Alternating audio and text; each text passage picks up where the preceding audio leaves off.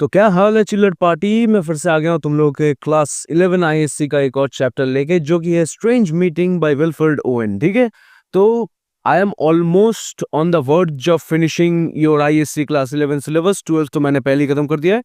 तो यार इसके बाद अलग अलग वीडियोस आएंगे, तो उसके लिए वेट करो और पहले वाले देख लो, खत्म करो अपना सिलेबस जल्दी जल्दी, मेरे साथ चलो तो तुम्हारा 90+ कंफर्म है। ठीक है ना। तो अभी मैं पलक झपकते पूरा लाइन बाय लाइन एक्सप्लेन कर दूंगा एकदम आसान लैंग्वेज में, और ज्यादा समय मैं लूंगा नहीं क्योंकि वो मेरे फितरत में नहीं है। तो यार strange meeting by Wilfred Owen, ये पोएम हमको बेसिकली बताता है फर्स्ट वर्ल्ड वॉर के बारे में। ठीक है, वो फर्स्ट वर्ल्ड वॉर में कैसी तबाही हुई थी, the life of the soldiers, the life of the people, मतलब सब कुछ कैसा था उसका एक ओवरव्यू हमें देगा। ठीक है, from a soldiers point of view. और हमारा जो पोएम है वो ना लिखा गया था during the world war one. ठीक है ना। एंड एक बहुत मजेदार फैक्ट है कि हमारा जो राइटर है, पोएट है Wilfred Owen, he was himself a soldier. ठीक है, वो खुद शामिल थे वर्ल्ड वॉर वन में। तो ये जो है ये directly from his point of view है। ठीक है, तो समझ लो। और ये एक वॉर पोएट्री है। ठीक है ना। तो यार चालू करते हैं। It seemed that out of the battle I escaped down some profound dull tunnel long since scooped through granites which titanic wars had groined। तो यार हमारा जो राइटर है वो फर्स्ट पर्सन नैरेटिव में बता रहा है कि ऐसा लग रहा था कि I have escaped the battlefield. ठीक है ना। और मैं किसी एक लाइक टनल के अंदर से जा रहा हूँ, प्रोफाउंड टनल। ठीक है, डल एकदम, जो कि बहुत पहले खोदा जा चुका है। स्कूप मतलब खोदा जा चुका है। ठीक है, through granites which titanic wars had ground. तो टाइटैनिक वॉर्स मतलब बहुत बड़े बड़े वॉर्स। ठीक है, बहुत बड़े बड़े वॉर्स, खतरनाक खतरनाक Wars. Yet also their encumbered sleepers groaned, too fast in thought or death to be bestirred. Then, as I probed them, one sprang up and stared with piteous recognition in fixed eyes, lifting distressful hands as if to bless, and by his smile I knew that sullen hall, by his dead smile I knew we stood in hell। तो यहाँ पे हमारा poet कह रहा है कि मैं जब उस टनल में से जा रहा था, मैं देख रहा था बहुत सारी लाशें, लाइक बहुत सारे बॉडीज गिरे हुए हैं। ठीक है, लाश है या नहीं कंफर्म नहीं है कि वो जिंदा है या फिर लाइक जिंदा है लेकिन सो रहे हैं, या फिर वो मर चुके हैं, लाश है या फिर जिंदा लाश है, क्या है पोएट को नहीं पता।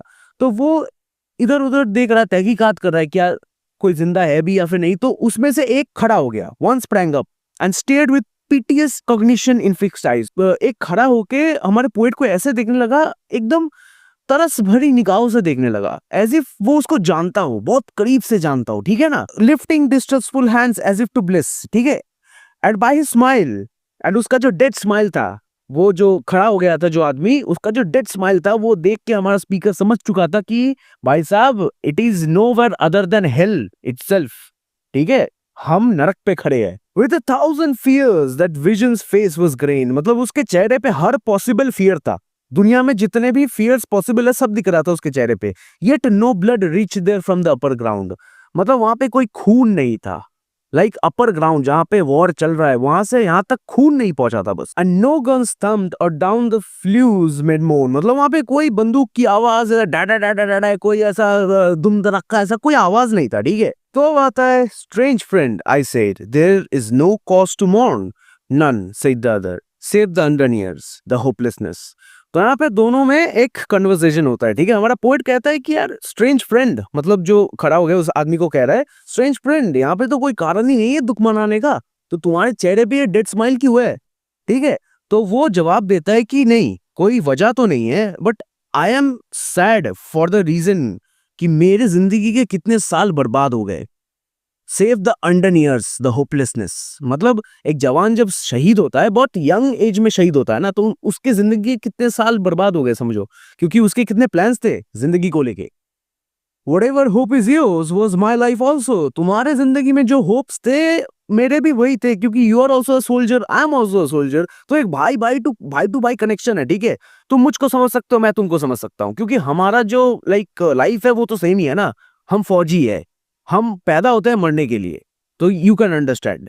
I went hunting wild after the wildest beauty in the world, मैं भी यार तुम्हारे जैसा ही, हर इंसान के जैसा ही दुनिया के सबसे ज्यादा वाइल्डेस्ट ब्यूटीज को खोजने निकल गया था। ठीक है, लाइफ में एडवेंचर करने निकल गया था। विच लाइज नॉट काम इन आईज और ब्रेडेड हेयर, मतलब मैं जिसकी बात कर रहा हूँ वाइल्डेस्ट ब्यूटी, ये कोई हसीना नहीं है, ये कोई लाइक महबूबा नहीं है, कोई लड़की नहीं है जिसके बारे में मैं बात कर रहा हूँ। ठीक है ना, but mocks the steady running of the hour, मतलब उसके ऊपर वक्त का भी कोई इफेक्ट नहीं है, ठीक है। लाइक हमारा जो फिजिकल अपीयरेंस है वो वक्त का लाइक मोहताज होता है। यू हैव रेड टिथोनस वगैरह वगैरह, हर चीज में एक सेम चीज है।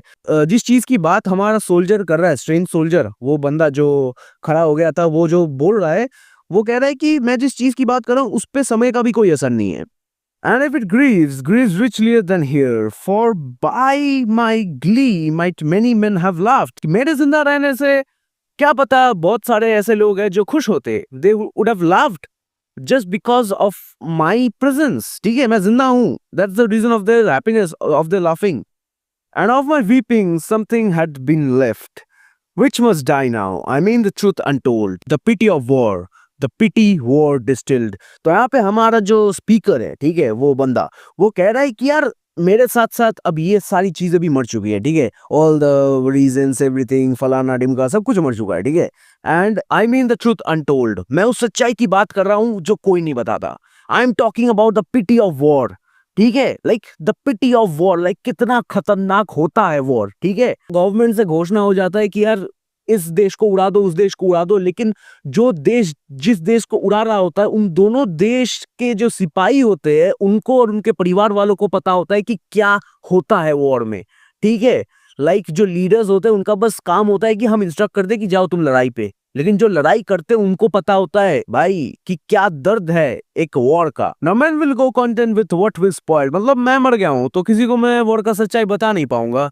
तो अब जो मेरे देश के लोग हैं वो ये सोच के खुश रहे होंगे, अरे हमारे देश ने तो 2 बंकर उड़ा दिए भाई, 2 बंकर उड़ा दिए, लेकिन हमको पता है भाई, एंड उस बंकर में बैठे 2 लोग जो उस बंकर के साथ उड़ गए हैं उनको पता है कि क्या है ये चीज, ठीक है। हमारे लिए कुछ नहीं है ये, हम बस जश्न मनाते हैं कि हमारा देश उस देश को भाई गोली मार रहा है, लेकिन जो गोली खा रहा है, जो गोली मार रहा है उसको पता है दर्द। और discontent boil bloody and be spilled, they will be swift with swiftness of the tigress, none will break ranks though nations trek from progress। मतलब कोई भी रैंक वालों को कुछ नहीं बोलेगा, रैंक मतलब गवर्नमेंट जो ये सब करवाता है उनको कोई कुछ नहीं बोलेगा, उनके खिलाफ कोई सवाल नहीं उठेंगे, ठीक है।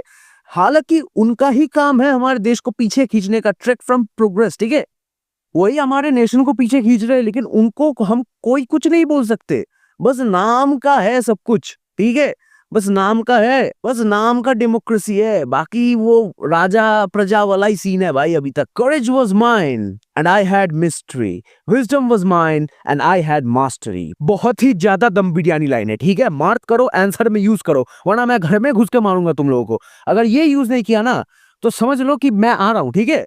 तो यहाँ पे जो सोल्जर है वो अपने बारे में बता रहा है कि मेरे अंदर बहुत करेज था, मेरे पे बहुत मिस्ट्रीज भी थे, एंड मुझ पे विजडम भी था, एंड मुझ पे मास्टरी भी था, लाइक आई हैड एवरीथिंग, ठीक है। फिर भी मेरा life what is it, it went in when. क्यों? जस्ट बिकॉज हमारे गवर्नमेंट ने एक वॉर डिक्लेयर कर दिया तो मेरे लाइफ का पूरा जो कुछ भी था सब कुछ तहस नहस हो गया। क्यों? उनको कुछ फर्क पड़ा? जनता को कुछ फर्क पड़ा? नहीं।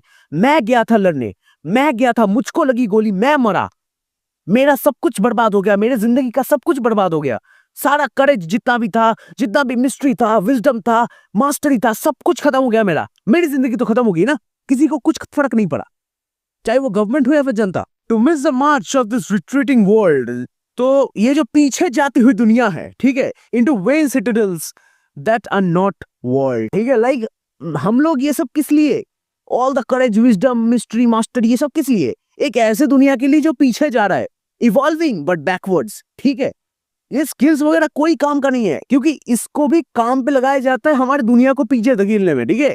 हम लोग विजडम करेज इनका बहुत अच्छा यूज कर सकते हैं अपने नेशन को बिल्ड करने के लिए, लेकिन हम इसको यूज करते हैं क्यों? वॉर करने के लिए, युद्ध करने के लिए, लोगों को मारने के लिए।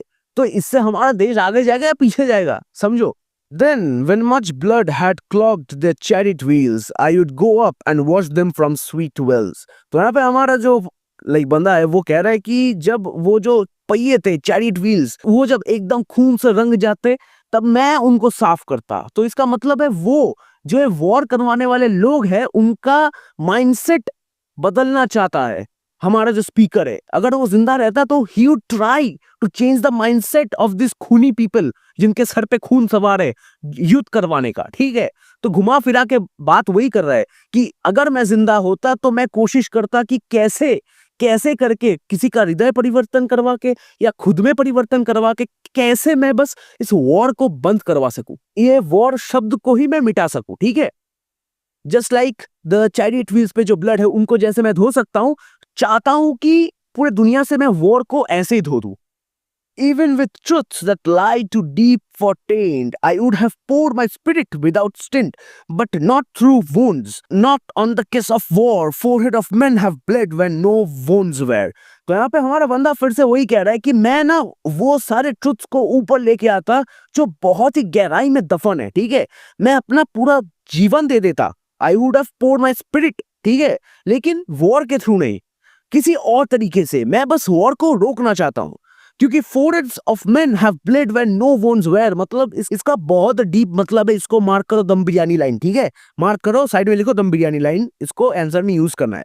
तो foreheads of men have bled when no wounds were, मतलब जरूरी नहीं कि तुम जख्मी हो बाय फिजिकल जख्म, कोई तुमको आके मार काट दे उससे तुम्हें दर्द हो, that is not important. Mental pen भी एक पेन है भाई। लाइक जो इंसान मर गया, वॉर में मर गया, उसके खानदान के बारे में तो सोचो, उसके माँ के बारे में सोचो, उसके बीवी के बारे में सोचो, उसके बच्चे के बारे में सोचो। अब जाके एक बहुत ही बड़ा ट्विस्ट खुलासा होने वाला है दोस्तों, ठीक है, तो बने रहिए हमारे साथ ताकि आप लोग जान सके, ठीक है। Okay, let's continue. I am the enemy you killed my friend, I knew you in this dark for so you frowned, yesterday through me as you jabbed and killed, I parried, but my hands were loath and cold. Let us sleep now. Dot dot dot dot. खत्म। तो यहाँ पे हमारा बंदा खुलासा करता है कि भाई मैं वही एनिमी हूं जिसको तुमने मारा था कल, yesterday, ठीक है।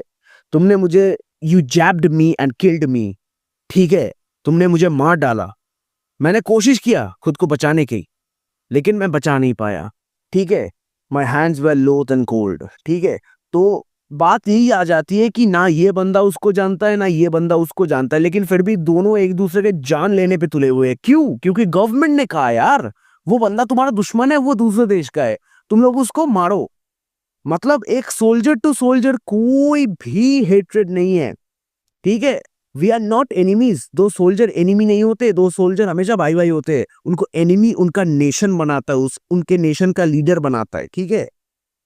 फिर वो कहता है लेट अस स्लीप नाउ, मतलब यार छोड़ो ये सब मगजमारी, अब सब खत्म हो चुका है, हमारी जिंदगी भी खत्म हो चुकी है और वॉर से हमारा कोई लेना देना है नहीं क्योंकि हम कुछ बदल नहीं सकते। So it's better we sleep now, we rest, ठीक है ना। तो ये था तुम्हारा पोएम, बहुत ज्यादा सिंपल नहीं था ये, ठीक है ना।